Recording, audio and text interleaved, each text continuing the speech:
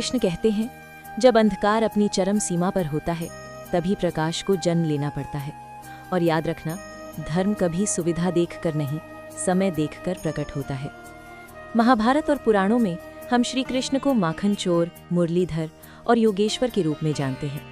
लेकिन आज की कथा कृष्ण की लीलाओं की नहीं, उस क्षण की है जब ईश्वर को भी मनुष्य बनकर अंधकार से होकर गुजरना पड़ा। ये कहानी शुरू होती है किसी राजमहल से नहीं, किसी उत्सव से नहीं, बल्कि एक बंद कारागार से, जहां न शंखनाद था, न दीपों की पंक्ति, न कोई जयकार। बस एक माँ की पीड़ा थी, एक पिता का भय और एक युग का इंतजार। क्योंकि जब अधर्म अपने शिखर पर पहुंचता है तब ईश्वर आसमान से नहीं उतरता, वो हमारी ही दुनिया में जन्म लेता है। सोचिए, जब भगवान स्वयं पृथ्वी पर अवतरित होते हैं तो क्या वे किसी महल में जन्म नहीं ले सकते थे? क्या स्वर्ण जड़ित कक्ष, राजसी दाइयां और उत्सव से भरा वातावरण उनके योग्य नहीं था? फिर भी भगवान श्री कृष्ण ने कारागार को चुना। अंधकार, बेड़ियां, डर, मृत्यु की प्रतीक्षा करता हुआ वातावरण। क्यों? दृश्य मथुरा का कारागार। मथुरा की जेल में आज असामान्य सन्नाटा है।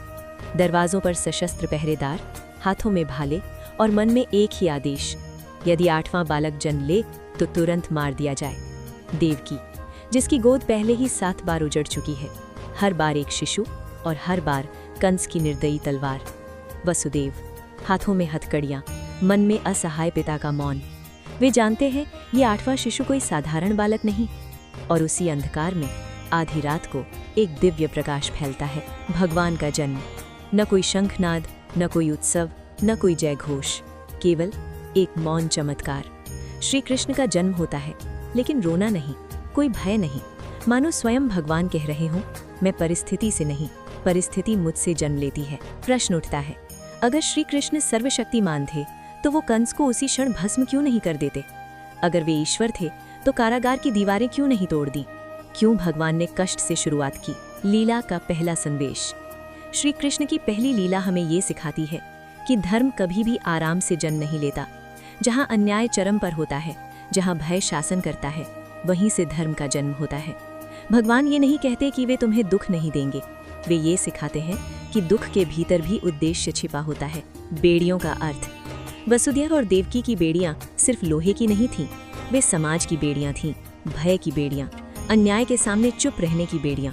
और जब श्री कृष्ण का जन्म हुआ तो वही बेड़ियां स्वतः खुल गईं, बिना शूर, बिना संघर्ष। क्योंकि जब धर्म जन्म लेता है तो अन्याय स्वयं कमजोर हो जाता है। यमुना का चमत्कार। वसुदेव नवजात कृष्ण को लेकर अंधेरी रात में निकलते हैं। बारिश, आंधी, यमुना उफान पर, परंतु यमुना पीछे हट जाती है।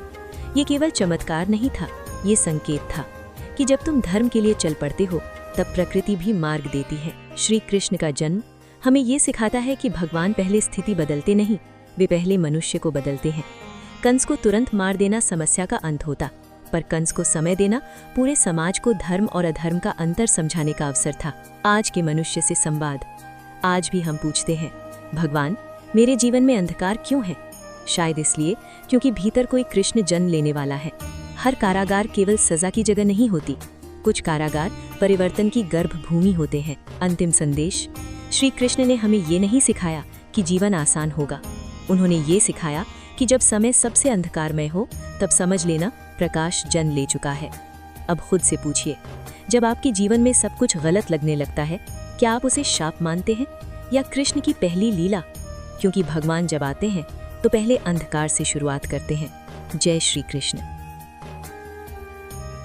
अगर आपको हमारी स्टोरी वीडियो अच्छी लगी हो तो हमारे वीडियो को लाइक करें, चैनल को सब्सक्राइब करें और अपने फ्रेंड्स के साथ भी शेयर कीजिए और कमेंट में बताइए कि कैसी लगी आपको ये स्टोरी।